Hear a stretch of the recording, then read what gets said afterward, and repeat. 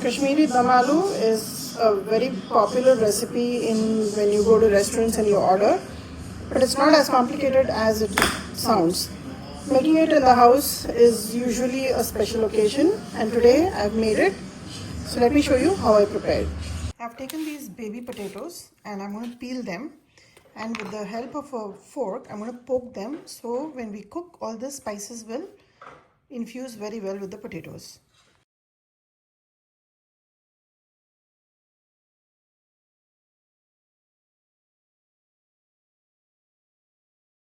The potatoes are peeled and I've pricked them with the fork. Now I have a skillet in which I'm heating up about 4 tablespoons of oil, and I'm going to put these potatoes and roast them till they are nice and golden on the outside. And do this on a medium-low flame. Try not to burn them. They just have to be nice and crisp on the outside. They won't fully cook. We'll cook them in the gravy later. While the potatoes are roasting away, we have to prepare for the gravy. And here I have one medium onion which I'm going to peel and roughly chop. And besides this, I will also chop 2 nice and red tomatoes. For the whole spices, I'm using about 6 Kashmiri red chili. This is purely for flavor and color. 1 teaspoon of fennel seeds, 1 black cardamom, 4 cloves, 1 star anise, 2-inch piece of cinnamon stick. This is 2 green cardamom, 2 bay leaf.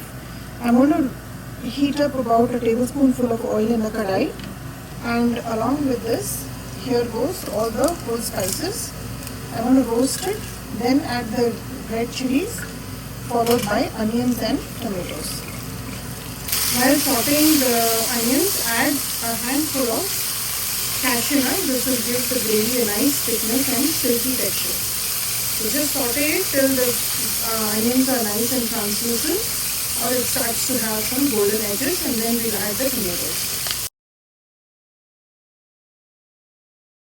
To the onions, add some salt so the onions can cook down. Once the onions are a little soft, add about a tablespoon and a half of ginger garlic paste.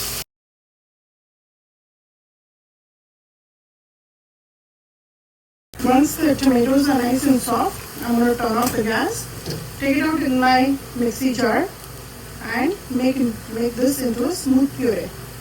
Now the potatoes there are still roasting, and it takes a little time. This dish is a labor of love, and you should have patience to do this. Don't try to boil it and cut short this message so that you get the true flavor of this dish.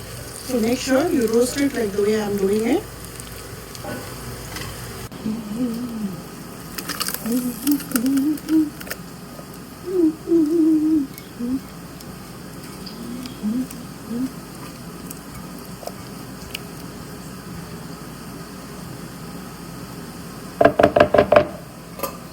The gravy for the dish is ready. It's super aromatic because of the whole spices that we have added. And here, if you notice that the potatoes are also nice and golden. At this stage, what I'm going to do is just spread the potatoes out to the outer side, and in the center I'm going to give a tadka with just about half a teaspoon of cumin seeds, and add about 2 dry red chilies. Just break it and put it in, and it will roast away. Along with that, add 3 teaspoons of coriander seed powder, 2 teaspoons of chili powder, a 1/4 teaspoon of turmeric powder, and 1 teaspoon of garam masala powder to the potatoes. This will flavor the potatoes well. Now make sure the heat is on low, otherwise the spices will burn. And along with this, now add the ground paste that we have prepared. This itself looks really yummy. Add the ground masala to this.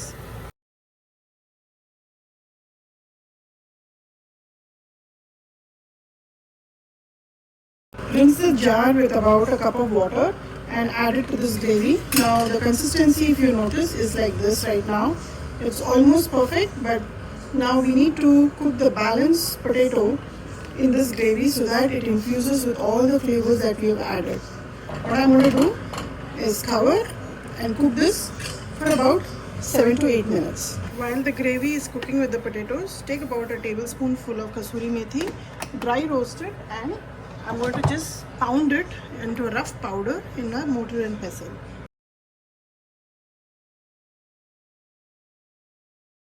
After the gravy cooks, we are going to add about half a cup of yogurt, which I've taken here. This is fresh homemade yogurt. Just make sure you whisk it and keep it, make it nice and smooth so that it doesn't have any lumps. And it's very important you do this step because otherwise when you add it to the gravy, it will just curdle and the texture will change. So just make sure it's in this nice smooth texture like this. The dum aloo has been cooking for about 8 minutes now, and at this stage I'm going to reduce the flame to a low and add the yogurt to this gravy. This is very important to keep the temperature of the gravy very low, and then add the yogurt so that it doesn't curdle. So mix it well and allow it to come to a boil like so. Taste for seasoning. And Kashmiri Dum Aloo is it's a dish. It's a very rich dish. It has got flavors of sweetness. It has got sourness and of course savory. So for adding sweet, I'm adding about a tablespoon and a half of jaggery powder. Taste it and adjust the seasonings to your liking. So just mix it well. Allow this to slowly boil till you see some of the oil separating on top. The Kashmiri Dum Aloo is ready.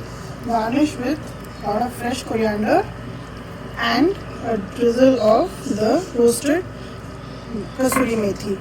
Mix it well and this dish is ready to serve. Serve it with jeera rice or parathas or lacha parathas. Tonight I'm serving this with lacha paratha and I'm going to make garlic lacha paratha today.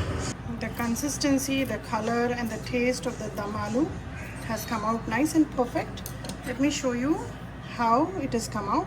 You can see how the oil is separating on the side and the potatoes are well cooked. The gravy is a nice and silky one. This will go best with jeera rice or even puris and lacha parathas of course. So tonight I'm just preparing some lacha parathas and I'll show you how I serve it.